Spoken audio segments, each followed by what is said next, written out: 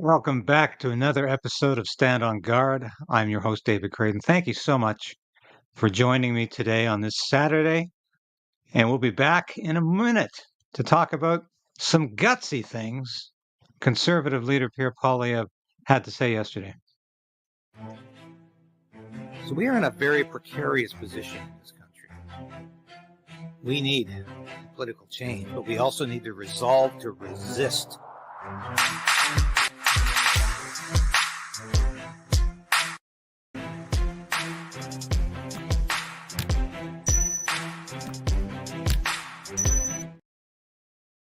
Yes, please like this station. Hit the like button, please. Do what you can. I don't want to go on about YouTube censorship or YouTube suppression and Justin Trudeau censorship like I do every day, but it's there. You know it's a reality. And this station is being targeted like a lot of other stations that talk about conservative policies and aren't just about the ad hominem attacks on Justin Trudeau day in and day out. I try to give you alternatives. And I think PIerre Poilevre did that yesterday in Montreal, right in front of a drug addiction perpetuation site. That's what I call them. I don't call them safe injection sites. They're not. There's nothing safe about shooting up heroin. And I don't call them supervised injection sites, even though that's more of a neutral term. I call them what they really are. There are sites where drug addiction is perpetuated because the government facilitates it.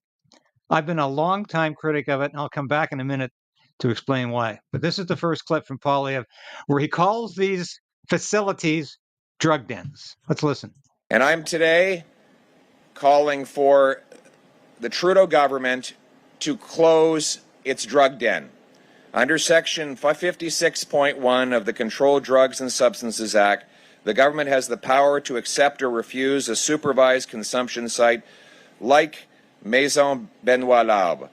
Justin Trudeau must immediately shut down this hard drug injection site, this drug den, to protect our children, reassure families, and ensure the safety of all Quebecers and Canadians.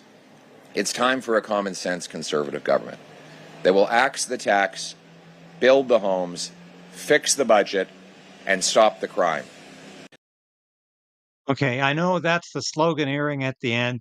Axe the tax, fix the budget, build the homes, stop the crimes. That's the latest slogan. And slogans are just as good for conservatives as they are for liberals. No good at all, because they really don't say much. But what he's saying here about the drug dens is true. And it is courageous to some degree. Now, what he says about defense later on in this program, not quite so courageous. But coming out against these supervised injection sites, these drug dens, takes a bit of a courage because you're taking on a medical establishment. And Poilievre's already done that with COVID-19 to some degree. He pushed back on the mandates with the Freedom Convoy when it was in town in Ottawa to do that. He sided with the Freedom Convoy for freedom, for making that decision to get that vaccine yourself. He hasn't really come out too strongly about how safe and effective that vaccine has been. And of course, we know it's real safe and effective. It's so safe and effective that it didn't really help you not get COVID, did it? But anyway, he has been courageous on this issue here, and I think that's important because you take on the medical establishment, you take on a huge degree of the intelligentsia out there that really believes that this is a way to combat drug addiction. Open up drug dens. These are no different than the opium dens that used to exist in the 19th century in London. You went to the East End in London, you went there to either get cheap prostitutes, or you went there to get opium. You could go to an opium den and smoke it. And nowadays, we have the government doing that job. And addicts can go and get supervised while they shoot up. Does that make it safe? Let me ask you that question. Does the government being involved in drug addiction, does the government being involved in addicts injecting heroin into their veins, does that make it safe? Or does that just make the government culpable for crime, culpable for addiction? I would argue it makes the government culpable. It makes them responsible for increased addiction. Now, they argue, of course, that the drugs are a safe supply. There's nothing safe about heroin. It is toxic. It is lethal, potentially always lethal. Take a bit too much and you're dead. Don't go back to the supervised injection site the next time you shoot up, and you're probably going to take more than you took the last time, and then you're dead. Overdoses have reached an all-time high in BC, and yet there are drug addiction sites all over the province. 4 or 5 alone in Vancouver. That's the home of the first supervised injection site in Canada, more than 20 years ago. It has the legacy of that injection site and the others that have proliferated in BC and across Canada has been death and overdoses, the largest numbers in history. Obviously, to anybody who's half a brain, you can see that this policy, this program is not working. It's called harm reduction, but it's even worse than harm reduction. It's called go ahead, shoot up. And we're going to just look the other way, and we're going to make an illegal activity legal because it's the government sanctions it. Here's Poilievre had more to say about this. Let's have a listen. The question was about creating a cohabitation. This is the latest Orwellian terminology that the radical, wacko, bloc liberal politicians like Plant and Trudeau are inventing. And what they mean by that is that kids should have to cohabitate with people who are using crack, heroin, cocaine, and other hard drugs in their play parks like this. This is total wacko. Kids should not have to cohabitate with hard drug use and crime. That's not Canada. What it is leading to is more danger and more violence. And by the way, there's an entire industry of bureaucracies and activists and politicians who are profiting from this misery and want to perpetuate it. As I indicated, this is called harm reduction. This is the group Poilievre is taking on. It does take some guts to do so. Pumping more and more money into keeping it going. I will end it. My common sense plan will ban the hard drugs. It will put the money into treatment rather than into handing out narcotics. We will break the dependence on drugs, and we will bring our loved ones home drug-free. Yes, we must put the emphasis on treatment. Getting people off drugs, not keeping them on drugs by allowing them to do it legally. It's not safe. It might be supervised, but it sure as hell isn't safe. And to think that we have to sacrifice our children's childhood, we have to sacrifice our children so addicts can sit in a park and have their drugs is insanity. It's wacko, yes, but this is what wokeism is all about. It's about incredibly stupid ideas that are justified by people who are generally not that as stupid as their ideas. They can be very intelligent people. These are academics, but they are incredibly stupid in terms of policy. Because even though they know it doesn't work, even though they can see the evidence that the policy is failing, desperately failing, it's not working, it's not reducing the amount of overdoses, it's not combating addiction, it is increasing addiction, increasing the amount of overdoses, and creating a larger misery index. They deny all that. They just say, can't be, because my theory says it's supposed to work. So therefore, it is working. So Poilievre, thank God, has got the moxie to stand up and say enough of this. And I always say, I'm not carrying water for the Conservative Party, but when they make policy that's good, it's common sense, truly common sense policy, I applaud it. And I say, good, do it. But make sure this is not pre-election rhetoric, because you're taking on, as you identify in your speech, powerful forces that will want to stop you. So I encourage you, stay true to what you're doing and make it happen when you're prime minister in less than a year and a half. Because if we are allowed to have an election in October 2025, and if Justin Trudeau doesn't postpone it indefinitely, and if another pandemic doesn't arise in order for the Liberals to exploit that opportunity for their electoral gain, Poilievre will be prime minister in October 2025. There's no question about that. Now let's move from another policy that PIerre Poilevre enunciated, or didn't quite enunciate at this news conference in Montreal. And here's where I think we could have some improvement from Poilievre, and that's on national defense. But let's listen to him first. I might stop the tape a couple of times. News. Just to go back to NATO for a moment, I'm wondering about your reaction to the fairly open criticism Canada came under this week, and whether you would feel pressure to meet that 2% target. First of all, it's clear now Justin Trudeau is seen as an absolute joke on the world stage. I was embarrassed to see our Prime Minister treated like a human pinata by the rest of the NATO countries. They look upon him with total and complete ridicule.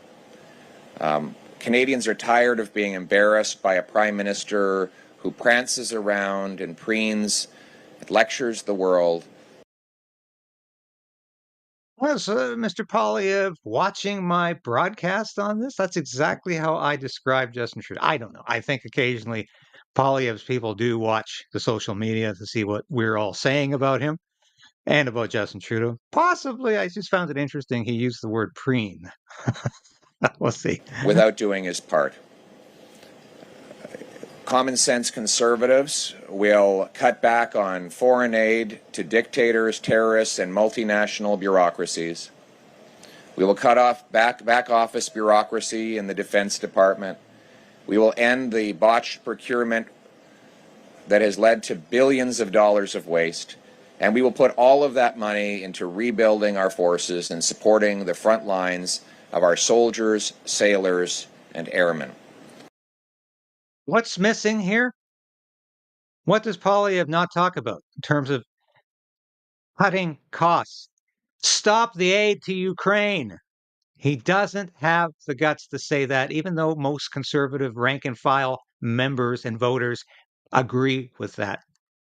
Stopping the aid to Ukraine, stopping the tens of billions of dollars we are sending the oligarchs and the corrupt politicians in Ukraine, stopping the money going into the pockets of these corrupt politicians, stopping the money that goes into the black hole of Kiev and into the arms of the military industrial complex, which is feeding this war as fast as they can to keep the profits going. That's what the war is all about. Poilievre's not there yet.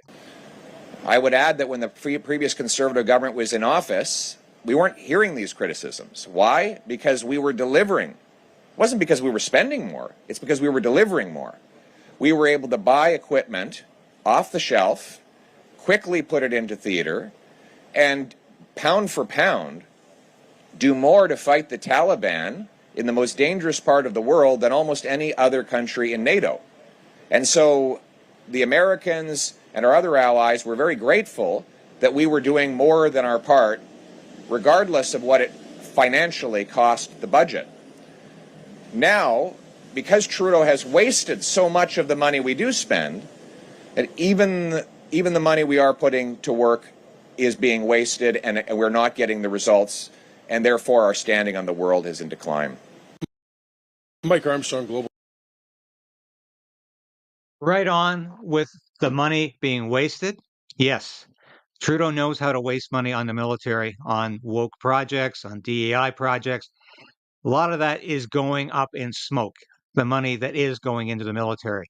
So if Justin Trudeau spends, and of course, he's promised he's going to reach the 2% mark, 2% of the GDP mark by what, 2032? That's 8 years away. If you can do the arithmetic. He's not going to be prime minister in 8 years. Probably not. No. And it's probably not even going to be a Liberal government, but it's going to be a different government. And he can't make a commitment now that some future government is supposed to embrace. It's not good defense policy. It's not good planning. It's stupid budgetary planning. It's useless defense policy because it doesn't translate into real dollars.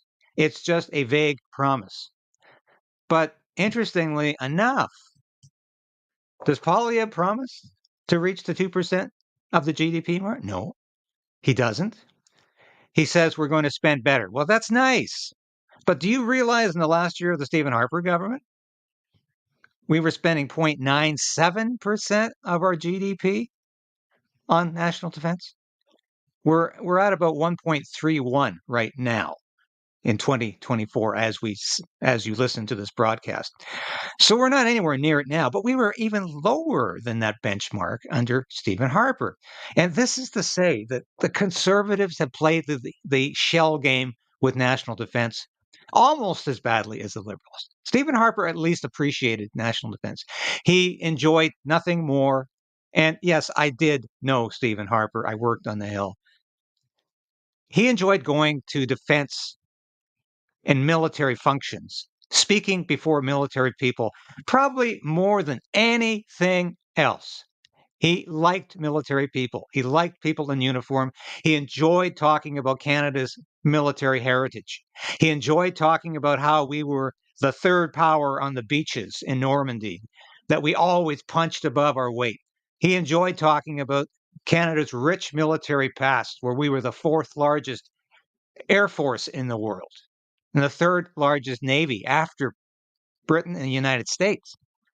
He loved to talk about that, and he was felt comfortable talking about military matters, unlike Justin Trudeau, who goes to a NATO conference and spouts off about climate change and then talks about the long period of peace is over. Well, it's been over since 1945, actually. The Second World War might have ended, but wars continued all over the world, including Afghanistan, which Poilievre talks of approvingly.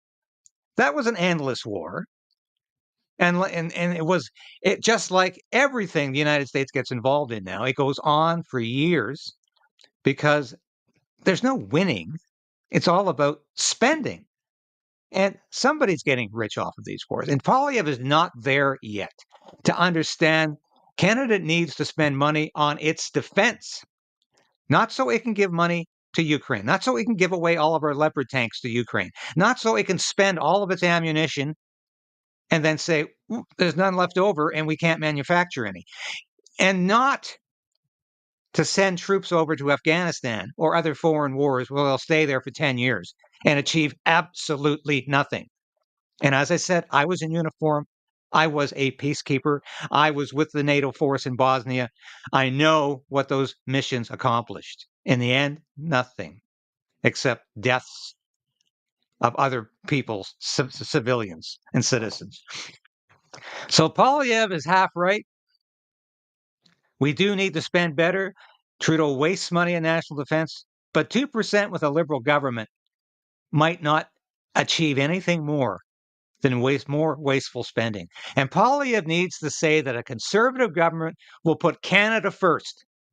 A Conservative government will make Canada the focus of national defense and stop trying to protect Europe. The age of NATO is over. NATO is an anachronistic, irrelevant organization. And I say that as somebody who used to write the propaganda for that organization. It's time to move on, and Poilievre needs to get with that. He needs to understand that national defense always should be a priority for the defense for our national budget. That's what governments need to spend money on. Security is paramount, along with the items that only the government can look after. And national defense is one of those items. So I say, yes, PIerre, we do need to spend better, but we need an unequivocal policy statement from the Conservatives about where they're taking our national defense, how much they intend to spend of the GDP on it, and are we going to continue to get involved in foreign wars? That has got to be an issue in Canada, as it is in the United States.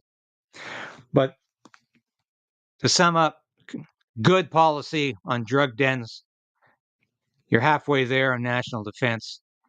And when you come out and say it's time for Canada to move on from NATO, and it's time for Canada to focus on its sovereignty, on its protection, obviously we have to do that in conjunction with the United States. We need to look at continental defense. We need to look at continental defense, not defending Europe anymore. Europe can defend itself. It does not need Canada and the United States to do that. Canada can remain a member of NORAD.